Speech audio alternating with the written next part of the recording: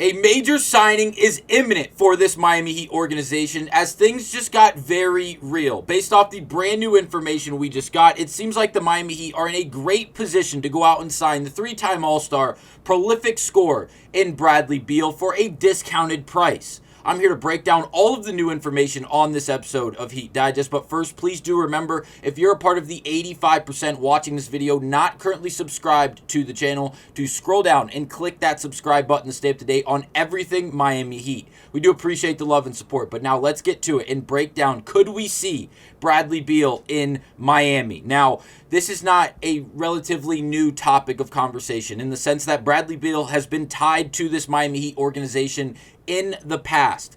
But now that we are in a new offseason, and it seems like based off this new information that Bradley Beal could be bought out by the Phoenix Suns in similarity to the Damian Lillard situation in Milwaukee that we broke down in the last 5 to 10 days on this channel, the Miami Heat may be in a great position to go out and acquire Bradley Beal in a sign and trade for a very discounted price, bringing a prolific scorer that has really been underappreciated and forgotten about to Miami to be a substantial piece, not even a complimentary piece, but a substantial piece to this Miami Heat organization. So we're going to first cite this article written and published by Marc Stein, and he goes on to say a lot of things, and it'll be tagged down below if you'd like to read the entirety of the article. We are going to focus on the Miami Heat conversations, obviously, on this channel, but Marc Stein goes on to say, the Suns and the Heat had exploratory dialogue this week on a potential Bradley Beal trade, league sources say, but the talks ultimately collapsed.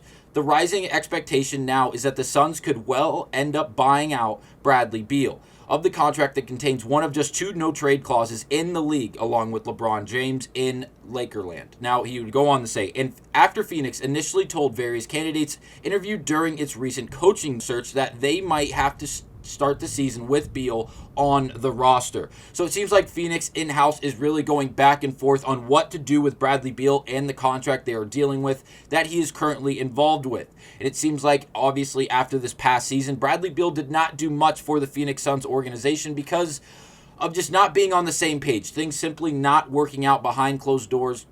And because of that, Bradley Beal was immovable this past NBA trade deadline because he had a no-trade clause. He's one of 2 players in the entirety of the NBA with a no-trade clause. The only other player, obviously, LeBron James. Now, LeBron doesn't have, you don't have to give any description or any reasoning to why LeBron James has a no-trade clause. But for Bradley Beal, they're not in the same class. And obviously, Bradley Beal, especially after last season with the Phoenix Suns and how that played out, there's no way he could be one of the 2 players with a no-trade clause. Yes, does he have the talent to demand it if he goes out there and flat out performs like we've seen it in the past in 2019, 2020, or the year prior, or in 2021, 2022, where Bradley Beal was simply amazing. He was averaging 30 points per game, just under 6.5 rebounds, and right around 4.5 assists in that peak season where he was flat out, he was electric. He was one of the best players in the NBA. You couldn't stop him from scoring. He was on a bad Washington Wizards team, and he really stood out amongst the rest. And obviously, he went and played with the Phoenix Suns with players like Devin Booker and Kevin Durant, and it did not work.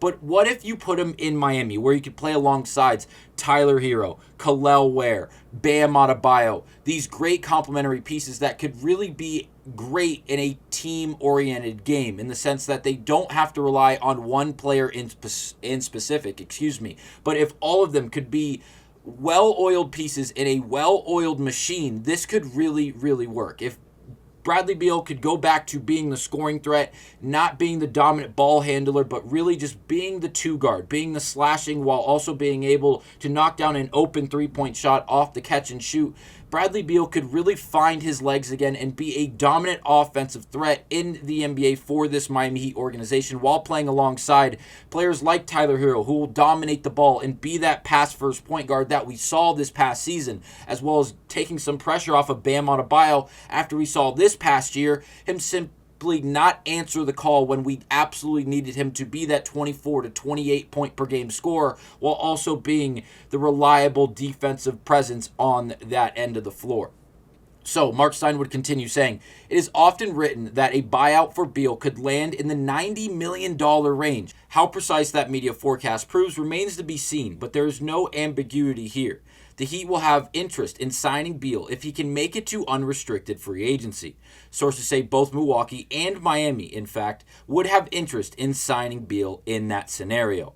So, are the Miami Heat going to be involved and at least interested in possibly acquiring Bradley Beal this offseason? Yes, if they can get him at a reasonable discounted price. If the Phoenix Suns buy out Bradley Beal and he is able to become an unrestricted free agent, something along the lines of Damian Lillard's same situation, we could definitely see the Miami Heat not only making a push for Damian Lillard, but as well as Bradley Beal in hopes to go out and acquire these good, established, veteran-type players who still have a lot of potential and talent and skill to present on a basketball floor, to be acquired, again, at a discounted price, to be good, not even complimentary, but substantial pieces to this Miami Heat organization in this up-and-coming season.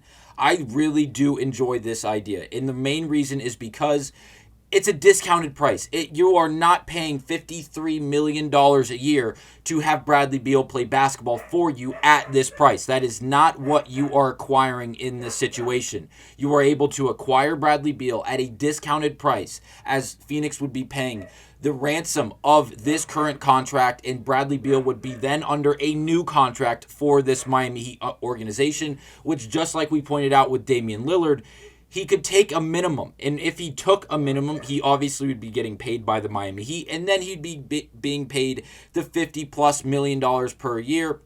Yes, it would probably be just below that number because Phoenix is going to try to stretch out this contract, just as Milwaukee did with Damian Lillard, so they don't have to pay him so much money year after year. And the way the rules work in with the NBA in stretching out contracts, again, this was written in the article for that Marc Stein wrote. Please go check it out if you'd like to read it because I'm going to try to paraphrase it based off of what I read this morning before actually making this video. But if and when a team or an organization wants to stretch a contract in this situation, just like the Bradley Beal situation, just like the Damian Lillard situation, you take whatever amount of years they have left on contract. So right now it would be 2 more years for Bradley Beal before he become an unrestricted free agent. You take that, you double it, so it'd have to be at least 4 years, and then they add 1. So if you want to stretch a contract, you have to double the amount of years you have remaining on the contract and then add 1. So in this situation, just like Damian Lillard's, it's going to be a total of a 5-year ordeal of that player, Damian Lillard in the Milwaukee situation and Bradley Beal in the Phoenix situation, then to be paid over that stretch of time in comparison to what they are currently under contract for. Again, tag down the description, click on the link, it'll take you to the article, it'll break it down in Marc Stein's words. That's my paraphrase of it. But now, again, like we mentioned earlier, Bradley Beal being connected to this Miami Heat organization is not anything relatively new, as there was discussions at the NBA trade deadline and just before it, as it seemed like Phoenix was looking to move Bradley Beal despite him not wanting to move. He didn't want to move in the middle of a season. We got quotes of this. We broke it down on this channel as he was tied to this Miami Heat organization. He didn't want to pick everything back up. He didn't want to go buy a new house or move into a new house with his family, with his kids, have his kids move schools in the middle of the school year, in the middle of his NBA season. It's just a very hard thing to do, especially when you have the control and the overall power to make sure it doesn't happen, like Bradley Beal and LeBron James do because of the no trade clause in their contracts. They elect to not have it happen. And it's not a surprise. It shouldn't be a surprise, at least, because who wants to do that? Who wants to pick up everything they have, move out of Phoenix, Arizona, all the way to Miami, Florida, in the middle of not only his working season, but obviously if his wife is currently working, she has to relocate. The kids, obviously in school, regardless of the age, are going to have to relocate and obviously establish themselves in new schools. It's a lot to do, and Bradley Beal did not want to be moved. And back in 2023, before he signed with the Phoenix Suns, Bradley Beal was in connections to this Heat team once again.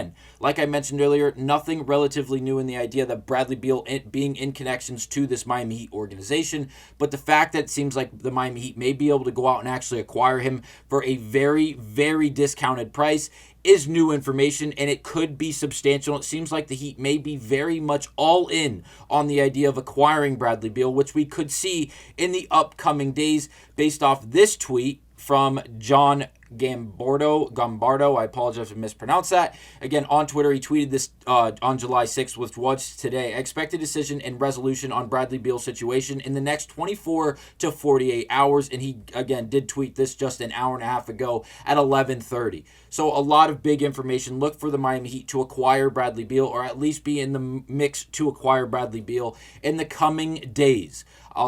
You'll see me on the next episode of Heat Digest if Bradley Beal is a member of this Miami Heat organization in just the next 24 to 48 hours. Thank you guys for watching. I will see you guys on the next episode of Heat Digest.